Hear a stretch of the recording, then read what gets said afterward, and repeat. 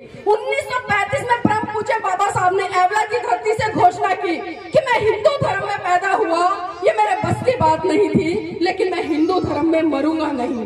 और ठीक 21 साल बाद नागपुर की धरती पर 1956 में 14 अक्टूबर सन 1956 को परम पूज्य बाबा साहब ने अपने लाखों अनुयायी के साथ में बौद्ध धर्म की दीक्षा ली। और जिन परंपराओं के कारण, जिस धर्म के कारण इस देश के एक बहुत बड़े हिस्से को गुलाम बनाकर रखा जाता था, उन लोगों के लिए परम पूज्य बाबा साहब ने आजादी के दरवाजे खोल दिए और उनको एक वैज्ञानिक धर्म देने का काम किया, जिसे हम बौद्ध धर्म कहते हैं। लेकिन क्या मेरे समाज के लोग, इस बहुजन समाज के लोग, कितने लोगों ने बाबा साहब की इस बात को माना? एक बार हाथ खड़ा करें, कितने लोग हैं जो यहाँ पर ये कहते हैं कि हम बौद्ध हैं? ईमानदारी से हाथ खड़ा करिए। अब आप खुद देखिए, क्या इस आधार पर हम कह सकते हैं कि हम बाबा साहब के सपनों को पूरा करेंगे, या हम बाबा साहब के सपनों का भारत बनाएंगे? बाबा साहब के दो सपने रहे।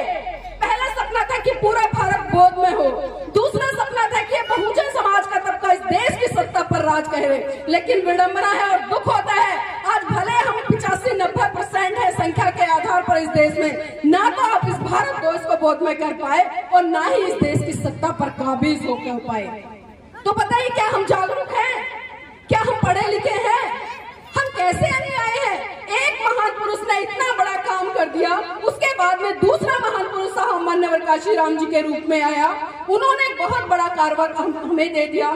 लेकिन ना तो हम लोगों ने उनके कारवार को समझा और ना ही उनकी बातों को समझा। और संविधान में जिस तरह से तमाम हक अधिकार दिए गए, सिर्फ उनका उपभोग तो हमने किया, लेकिन अपनी सामाजिक जिम्मेदारी हमने बिल्कुल भी नहीं समझी।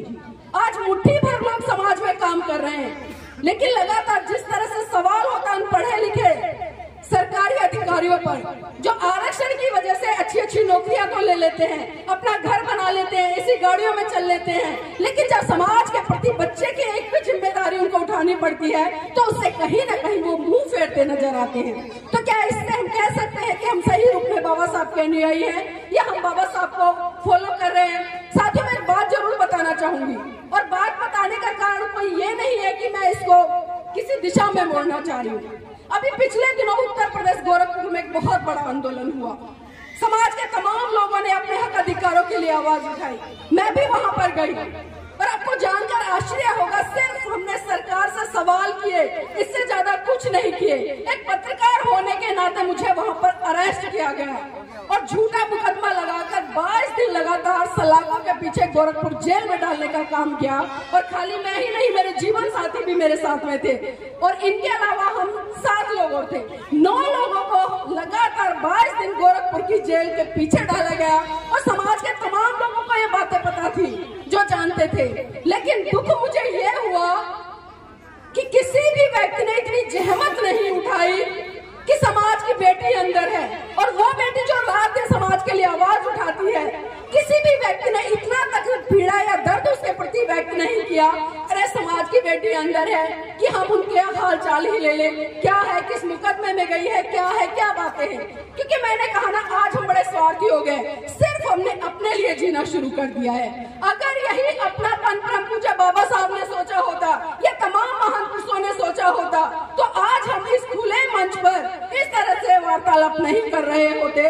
तो मैं सिर्फ इतना ही कहना चाहूंगी कि अगर सही मायने में हमें संविधान दिवस मनाना है, तो संविधान को भी हमें समझना पड़ेगा, उन संविधान में दिए गए हक अधिकारों को भी समझना पड़ेगा। क्योंकि हम हक अधिकार को अच्छे समझ रहे हैं, लेकिन जो उसके प्रति हमारी नैतिक ड्यूटी होती है, समाज के प्रति जो नैतिक ड्यूटी होती है, या जो हमारे समाज के मिशन मूवमेंट में लगे हुए लोग हैं, उनके प्रति जो नैतिक ड्यूटी होती है, उसको हम कभी भी अच्छे तरीके से समझने का प्रयास नहीं करते। और वही कारण है कि आज हम टुकड़ों टुकड़ों में बंटकर दूसरे लोगों को अपने ऊपर शासन करने के लिए आमंत्रित कर रहे हैं।